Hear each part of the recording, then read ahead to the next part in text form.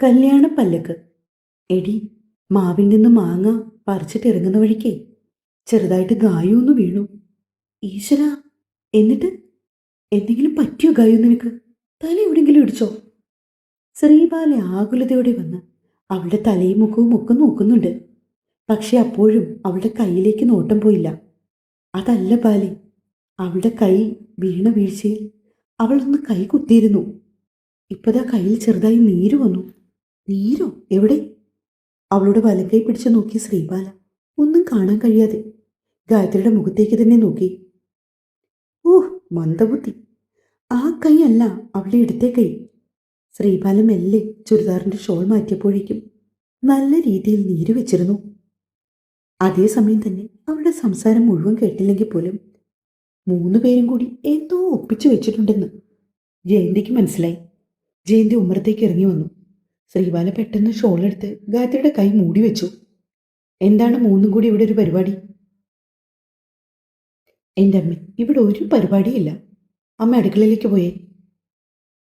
നിധി പറഞ്ഞിട്ടും പോകാൻ കൂട്ടാക്കാതെ നിന്ന ജയന്തി അവർ മൂന്നുപേരുടെയും മുഖത്തേക്ക് മാറി മാറി നോക്കി. ഗായത്രി, എന്താ നിന്റെ മുഖം വല്ലാതിരിക്കുന്നത്? ഇവരുമായിട്ട് പിണങ്ങിയോ നീ? ഇല്ല. പിന്നെ? ഇടയ്ക്കിടയ്ക്ക് ജയന്തിയുടെ മിഴികൾ ഷാൾ പുതച്ചു വച്ചിരിക്കുന്ന അവളുടെ ഇടത്തെ സൈഡിലേക്ക് നീങ്ങുന്നുണ്ട്. ഈ ചൂടത്ത് നീ എന്തിനാ കൊച്ചേ ഈ ഷാളും പുതച്ചു വച്ചിരിക്കുന്നത്? കണ്ടിട്ട് തന്നെ എനിക്ക് ചൂടെടുക്കുന്നു, ജയന്തി പറഞ്ഞു. ഗായത്രിക്ക് വേദന അസഹനീയമായി. അവൾ പതിയെ നിധിയുടെ കയ്യിൽ അമർത്തി പിടിച്ചു. ഇനി ഇതാരോടും പറഞ്ഞില്ലെങ്കിൽ ചിലപ്പോൾ തങ്ങളുടെ കയ്യിൽ നിന്നില്ലെന്ന് വരുമെന്ന് നിധിക്കും തോന്നി. മിനിറ്റ് വെച്ച് കൂടി വരുന്ന ഗായത്രിയുടെ കയ്യിലെ നീര് കാണുക നിധിക്ക് മനസ്സിലായി അവളുടെ കൈക്ക് എന്തോ കാര്യമായി പറ്റിയിട്ടുണ്ടെന്ന്. അതുകൊണ്ട് തന്നെ രണ്ടും കൽപ്പിച്ച് ജയന്തിയോട് കാര്യം പറയാൻ തന്നെ നിധി തീരുമാനിച്ചു. അമ്മേ, ഞാനൊരു കാര്യം പറയട്ടെ. അമ്മ പക്ഷെ വഴക്കു പറയരുത്. ശ്രീനിധിയുടെ പരിങ്ങലൊക്കെ കണ്ടപ്പോൾ ജയന്തിക്ക് മനസ്സിലായി കാര്യമായി എന്തോ ഒപ്പിച്ചു വെച്ചുള്ള ശേഷമുള്ള ഒരു കുമ്പസാരമാണ് ഇതെന്ന്. ആദ്യം നീ കാര്യം പറ, എന്നിട്ട് ഞാൻ തീരുമാനിക്കാം വഴക്ക് പറയണോ വേണ്ടയോന്ന്. അമ്മേ, ഞാനും ഗായും കൂടി കുറച്ചു മുമ്പ് പറമ്പിന്റെ അങ്ങേയറ്റത്തുള്ള മാവിന്റെ അവിടേക്കൊന്ന് പോയായിരുന്നു. കാര്യം കേട്ടു തുടങ്ങും മുമ്പ് ജയന്തി വഴക്ക് പറയാൻ തുടങ്ങി. പല പ്രാവശ്യം പറഞ്ഞിട്ടുള്ളതല്ലേടി നിങ്ങളോടൊന്നും അങ്ങോട്ടേക്ക് പോകരുതെന്ന്. അവിടെ ഇഴജന്തുക്കളൊക്കെ ഉള്ളതാണ്. കഴിഞ്ഞ പ്രാവശ്യം ആ തേങ്ങ പെറുക്കിക്കൂട്ടാൻ വന്ന പിള്ളേർ അവിടുത്തെ പുല്ലിന്റെ ഇടയിൽ കണ്ടത് അണലിയാണ്. എത്ര പറഞ്ഞാലും മനസ്സിലാകാത്ത പിള്ളേര്. ഓ, ഇവിടെ കാണത്തുള്ളൂ ഇങ്ങനെ രണ്ടെണ്ണം. ജയന്തി തലയ്ക്ക് കൈകൊടുത്ത് പറഞ്ഞു. പറമ്പിന്റെ അതിര് വരെ പോയെന്ന് പറഞ്ഞപ്പോൾ ഈ വഴക്കാണെങ്കിൽ ബാക്കി കൂടി പറയുമ്പോൾ എന്തായിരിക്കുമെന്ന ആലോചനയിൽ ശ്രീനിധിക്ക് ഭയം തോന്നി. അതുപോട്ടെ, നീ എന്താ പറയാമെന്നേ? പരിങ്ങലോടെ നിധി നിന്നു. അമ്മേ, എന്നിട്ടുണ്ടല്ലോ നമ്മുടെ മാവില്ലേ? ഏത് മാവ്? അവിടെ ഒരുപാട് മാവില്ലേ? അതല്ലമ്മേ, പുതുതായിട്ട് മാങ്ങ ഉണ്ടായ പുളിമാവ്. ആ, പുളിമാവ്. അതി കയറി മാവി കയറിയെന്ന് പറഞ്ഞപ്പോൾ തന്നെ ജയന്തിയുടെ നോട്ടം നേരെ ഗായത്രിയിലേക്ക് നീണ്ടു. കാര്യം ഗായത്രിക്കൊപ്പം കൂട്ടി നിൽക്കുമെങ്കിലും ശ്രീനിധിക്ക് മരം കയറാൻ അത്ര വശമില്ല. അതുകൊണ്ട് തന്നെ മരം കയറാനൊക്കെ മുൻപന്തിയിൽ എപ്പോഴും ഗായത്രി തന്നെയാണ്. അപ്പോൾ ഉണ്ടല്ലോ എൻ്റെ പൊന്നു ശ്രീനിധി, നീ കാര്യം പറ. മനുഷ്യനെ വട്ടാക്കാനായിട്ട്. അമ്മ, ഞാൻ പറഞ്ഞുകൊണ്ടിരിക്കുമല്ലേ. അന്നേരം മാങ്ങ പറിച്ചിട്ട് ഇറങ്ങുന്ന വഴിക്ക് ഗായു ചെറുതായിട്ടൊന്ന് മരത്തിൽ നിന്നും സ്ലിപ്പായി താഴെ വീണു. അത്രയേ ജയന്തി കേട്ടുള്ളൂ. ഈശ്വര, എന്നിട്ട് എന്തെങ്കിലും പറ്റിയോ?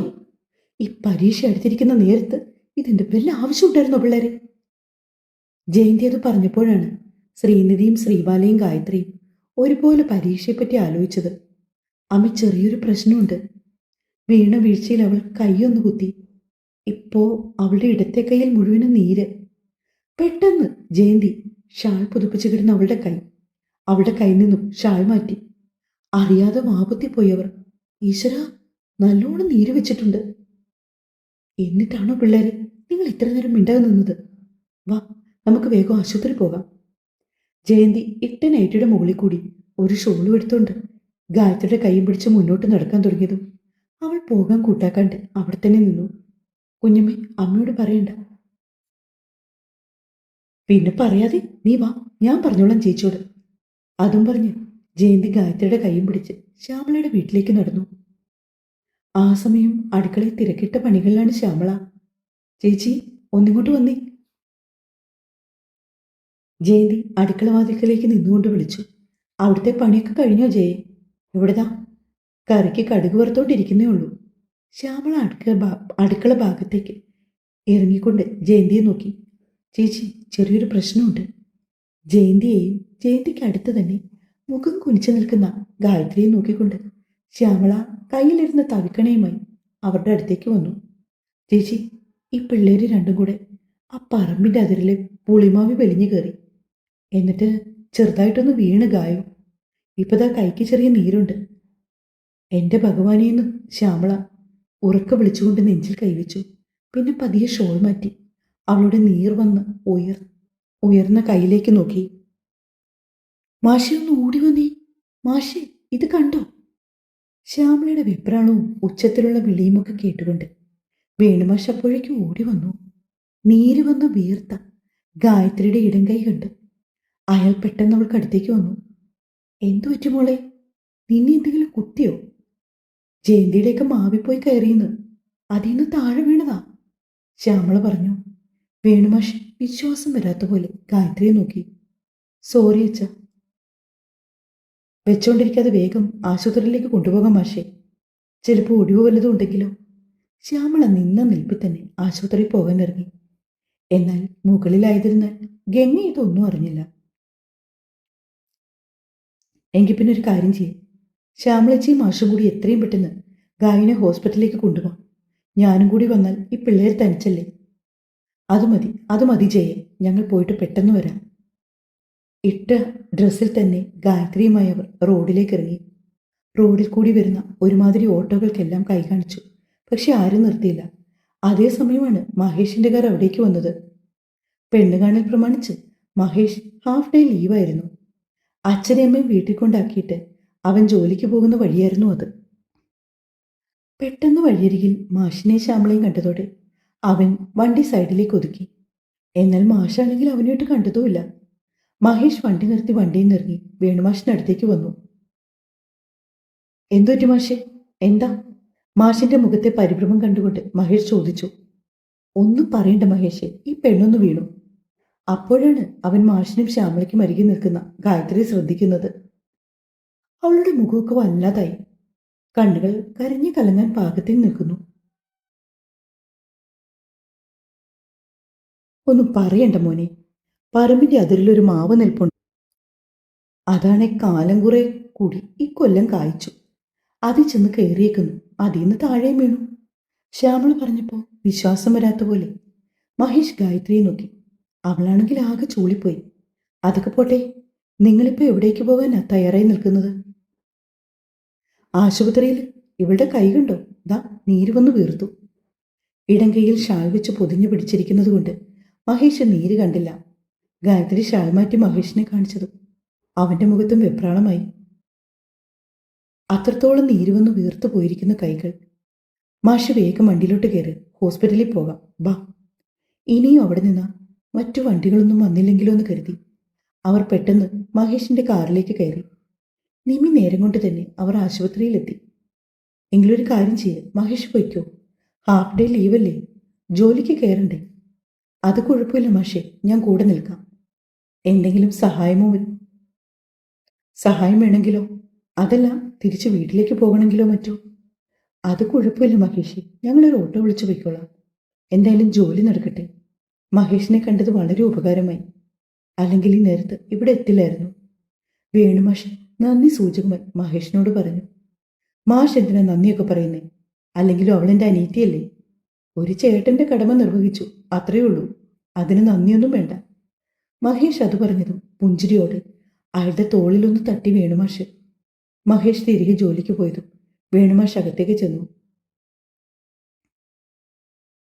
ഗായത്രിയുടെ കൈക്ക് ചെറുതായ രീതിയിൽ ഒടിവുണ്ട്. അതുകൊണ്ട് തന്നെ കുറഞ്ഞത് 3 ആഴ്ചത്തേക്ക് പ്ലാസ്റ്റർ ഇടണമെന്ന് ഡോക്ടർ നിർദ്ദേശിച്ചു. അതുപ്രകാരം പ്ലാസ്റ്ററൊക്കെ ഇട്ട് കഴിഞ്ഞിരുന്നു. മാഷ് ചെല്ലുമ്പോൾ പ്ലാസ്റ്ററൊക്കെ ഇട്ട് അവിടെ ഇരിക്കുകയാണ് ഗായത്രി. വേദനയ്ക്ക് വേണ്ടി അവർ നൽകിയ മരുന്ന് വാങ്ങി മൂന്ന് പേരും വീട്ടിലേക്ക് യാത്ര തിരിച്ചു. വീട് എത്തും വരെ ശ്യാമളയൊന്നും മിണ്ടിയില്ല. അതാണ് ഗായത്രിയെ ഏറ്റവും ഭയപ്പെടുത്തിയത്. മിക്കവാറും ഇന്ന് വീട്ടിൽ ചെല്ലുമ്പോൾ മറ്റേ കൈകൂടി അമ്മ തല്ലി ഓടിക്കാനുള്ള എല്ലാ ചാൻസും കാണുന്നുണ്ട്. ഓട്ടോയുടെ കമ്പിയിൽ വലങ്കൈ മുറുക്കി പിടിച്ചുകൊണ്ടിരുന്ന സമയം അവൾ മനസ്സിലോർത്തത് അതാണ്. അതുകൊണ്ട് തന്നെ ചെറിയ ചില പദ്ധതികളുമായിട്ടാണ് അവൾ വീട്ടുമുറ്റത്തേക്ക് ചെന്നിറങ്ങിയത്.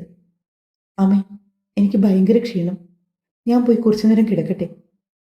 നിൽക്കടി അവിടെ. അവിടെ ഒരു കിടപ്പ്. ഇവിടുന്ന് എന്തോ പറഞ്ഞടി ഞാൻ ജയയുടെ അവിടെയോട്ട് നിന്നെ വിട്ടത്. പുതിയ ഏടാകൂടെ ഒന്നും ഒപ്പിച്ചോണ്ട് വരരുതെന്ന് പ്രത്യേകം നിന്നോട് പറഞ്ഞതല്ലേ ഞാന്. എന്റെ ദൈവമേ, ഇങ്ങനെ തലതെറിച്ചൊരു പെങ്കൊച്ച്. ഇതിനെക്കൊണ്ട് ഞാനൊരു വഴിയായി. ആ പോട്ടെ ശ്യാമേ, ഇനി നീ ഒന്നും പറയാൻ നിൽക്കണ്ട. അവൾക്ക് നല്ല വേദന കാണും. മോള് ചെന്ന് കുറച്ചു നേരം കിടക്ക്. വേണുമാഷ് പറഞ്ഞതോടെ അച്ഛനെ നോക്കി ഒന്ന് ചിരിച്ചിട്ട് ഗായത്രി മുകളിലേക്ക് പോയി. അവളുടെ ആ പോക്ക് നോക്കി നിൽക്കെ ശ്യാമളയ്ക്ക് കണ്ണു നിറയുന്നുണ്ടായിരുന്നു. പാവം കുട്ടി എന്തുമാത്രം വേദന സഹിച്ചു. നമ്മൾ വഴക്ക് പറയുന്നു പേടിച്ച് ആദ്യം മിണ്ടാതിരിക്കുമായിരുന്നുവെന്ന്. പിന്നെ വേദന സഹിക്കാൻ വയ്യതായപ്പോഴും മറ്റുമാണ് ജയോട് പറഞ്ഞത്. ശ്യാമള വേണുമാഷോട് പറഞ്ഞു, ആ പോട്ടെ, ഇനി അതേ ചൊല്ലി ഒരു സംസാരം വേണ്ട. പറ്റിയത് പറ്റി. അവരൊന്നും മൂളിക്കൊണ്ട് അടുക്കളയിലേക്ക് പോയി. അതേസമയം വീട്ടിൽ നടന്ന ഈ വക കാര്യങ്ങളൊന്നും അറിയാതെ ഫോണിൽ തോണ്ടിക്കൊണ്ടിരിക്കുകയാണ് ഗംഗ. ചെവിയിൽ ഹെഡ്സെറ്റും ഉണ്ട്. പ്ലാസ്റ്ററിട്ട കൈയുമായി ഗായത്രി മുകളിലേക്ക് വരുമ്പോൾ ഗംഗ അതിശയത്തോടെ അവളെ നോക്കി. നിന്റെ കൈക്ക് എന്താ പറ്റിയ? ആ, ചെറുതായിട്ട് ഒടിഞ്ഞു. അലസഭാവത്തിൽ അതും പറഞ്ഞ് ഗായത്രി ബെഡിലേക്ക് കിടന്നു. എന്നിട്ട് ഞാൻ അറിഞ്ഞില്ലല്ലോ. ഗംഗ വിശ്വാസം വരാത്ത പോലെ ഗായത്രിയെ നോക്കി. എല്ലാരെയും വിളിച്ചു പറയാനുള്ള സമയം കിട്ടിയില്ല. അല്പം ദേഷ്യത്തോടെ ഗംഗയോടത് പറഞ്ഞ് ഗായത്രി ബെഡിലേക്കിരുന്നു. അവർ രണ്ടാളും ഒരു മുറിയിലാണ് കിടക്കുന്നത്. മാറിക്കിടക്കാൻ വേറെ മുറിയുണ്ടെങ്കിലും ഒറ്റയ്ക്ക് കിടക്കാൻ ഗായത്രിക്ക് പേടിയാണ്. ആളൊരു വീരശൂര പരാക്രമിയാണെങ്കിൽ പോലും ഇരുട്ട് ഭയങ്കര പേടിയാണ്. രാത്രി 8 മണി കഴിഞ്ഞാൽ പിന്നെ മുറ്റത്തേക്ക് പോലും ഇറങ്ങില്ല. ഗായത്രിക്ക് നല്ല കൈവേദന ഉണ്ടായിരുന്നു.